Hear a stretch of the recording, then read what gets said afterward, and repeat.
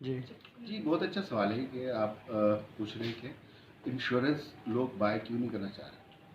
اس کی بنیادی وجہ یہ ہے کہ انشورنس کا پلان جب بھی کوئی ایجنٹ جا کر کے کسی کو بتاتا ہے وہ بتاتا ہے 10 سال 15 سال یا 20 سال. اچھا یہ 10 سال 15 سال یا 20 سال ہے. میکسیمم کوشش یہ ہوتی ہے خاص طور پہ گورنمنٹ سیکٹر والے جتنے بھی لوگ ہیں وہ یہ بتاتے ہیں 20 سال کا. ابھی 20 سال کون جیے گا؟ 20 سال ایک بہت بڑا عرصہ ہے. تو کم از کم اس کی جو ڈیوریشن اگر کم ہوگا. اچھا 20 سال بعد کیا ہے؟ اس میں دو چیزیں. ایک اس میں ہے پروٹیکشن یعنی تحفظ جو کہ ڈے ون پہ مل رہا ہے. فرض کیا 1 لاکھ روپے جیسے کسی شخص نے پریمیم لیا تو 1 لاکھ کے ایوز اس کو ملیں گے 20 لاکھ روپے سم ایشورڈ یعنی کہ دوسرے دن وہ اس کی ڈیتھ ہو جاتی ہے تو 20 لاکھ روپے ملنے یا دوسرے مہینے اس کی ڈیتھ ہو جاتی ہے تو 20 لاکھ روپے اس کو مل رہا ہے. اب یہاں پہ اور اگر 20 قسطیں دیتا ہے تو 20 قسطیں دینے کے بعد 20ویں سال جا کے اس کو ریٹرن آف انویسٹمنٹ مل رہا ہوگا. اب یہاں پہ مسئلہ یہ ہے یہ ایک بہت بڑی رکاوٹ ہے.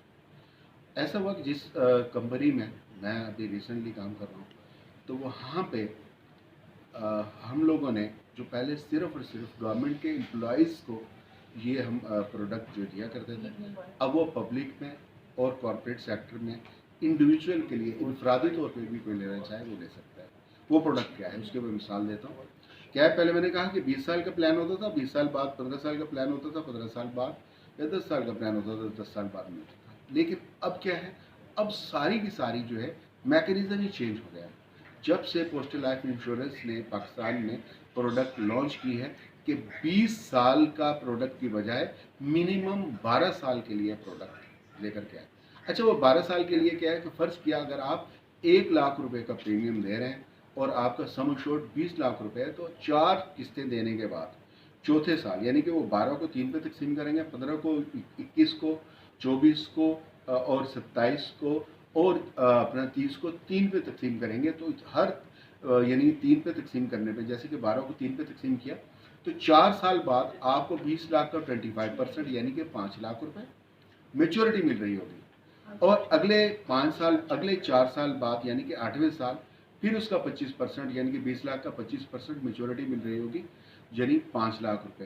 اور 12ویں سال 20 لاکھ روپے کا 50% میچورٹی ملے گی یعنی کہ 3 قسطیں آپ کو میچورٹی میں مل رہی ہوں گی 12 سال میں جو کہ کوئی بھی آدمی ہر آدمی چاہے گا کہ یہ پلان لینا کیونکہ یہ پہلے صرف گورنمنٹ کے امپلائیز کے لیے تھا.